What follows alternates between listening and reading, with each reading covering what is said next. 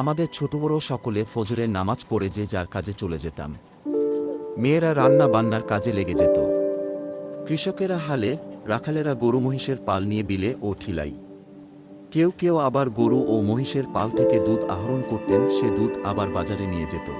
আবার অনেকেই সকাল ৭টা-৮টার মধ্যে নাস্তা খেয়ে নিতেন। নাস্তার ধরন হচ্ছে ভাতের সাথে চুলা, একে রোহিঙ্গা ভাষায় তামিন জয় বলে। চা, কফি ও তৈলে ভাজা ভাতা হালকা পাতলা খেয়ে যে যার কাজে চলে যেতেন। দোকানদাররা দোকানে, জেলেরা নদীতে, কৃষকরা জমিনে, কাঠুরিয়ারা পাহাড়ে, মাস্টার মোল্লারা শিক্ষা প্রতিষ্ঠানে, কিন্তু নাস্তার পরে সকলে সারাদিনের প্রয়োজনীয় জিনিস কেনাকাটা করার জন্য সকালেই বাজারে যেতেন। মাছ, মাংস ও তরিতরকারি সকাল ৮টা থেকে ১০টার মধ্যে সংগ্রহ না করলে পরের দিন সকালে বাজার ধরতে হবে। এসব বাজার সকালে হয়। বাজার সাজা সংগ্রহের পরে সবাই চায়ের দোকানে গিয়ে টিভির বিভিন্ন খবরাখবর, খেলাধুলা দেখে। চা, কফি, সিগারেট, পান ও আকর্ষণীয় একটি জিনিস ফ্রিতে পাওয়া যায়। এটা হচ্ছে এক ধরনের চা পাতা দিয়ে তৈরি, তার নাম লাহপেত্থু, চা পাতার সালাদ। অনেকেই চায়ের দোকানে বসে সারাদিন এসে খেতে থাকে। বেলা ১২টার দিকে কাজকর্ম শেষ করে বাড়িতে এসে ভাত খাওয়ার পর অনেকে জোহরের নামাজে অংশগ্রহণ করে, অনেকে কর্মস্থলে ফেরত যায়, অনেকে আবার চায়ের দোকানে আড্ডা দেওয়ার জন্য চলে যায়। কারণ তারা ইচ্ছা করলে দূরে কোথাও যাওয়া যায় না, নিজের এলাকা থেকে অন্য এলাকায় গেলে অনুমতিপত্র ছাড়া যাওয়া যায় না, তাই তারা এলাকায় ঘুরে ফিরে থাকে।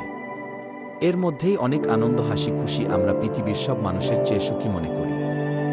আমাদের জমির অভাব নেই, তাই আমরা এক বছরে একবারই ফসল ফলাই। সারা বছর খাওয়া দাওয়ার পরেও বেঁচে যায়। সেজন্য আমরা একটু অলস। শিক্ষার কোনো গুরুত্ব নেই আমাদের সমাজে। নামাজ ফরজ, নামাজ পড়ি সকলে, কিন্তু শিক্ষা অর্জন করা যে ফরজ এইটা মানি না। আজান শুনে চার দোকান থেকে মসজিদে চলে যায়, আবার নামাজ শেষে চায়ের দোকানে গিয়ে আড্ডা মারি। আমাদের চলাফেরার উৎস ছিল বর্ষাকালে একবার চাষ করা, শুকনো মৌসুমে মরিচ, আলু, টমেটো ইত্যাদি, গরু, ছাগল, হাঁস, মুরগি, মহিষ ইত্যাদি, কাঠ ও বাঁশ ব্যবসা, আর প্রতিটা পরিবারে এক দুজন করে বিভিন্ন রাষ্ট্রে অবস্থান করে টাকা পয়সা পাঠায়, বাকিরা বসে বসে খায়। অনেকে আবার স্বর্ণ আমদানি রপ্তানি করে নিজস্ব দোকানপাট আছে। অসুখ বিসুখ হলে আমরাই আমাদের চিকিৎসা করি।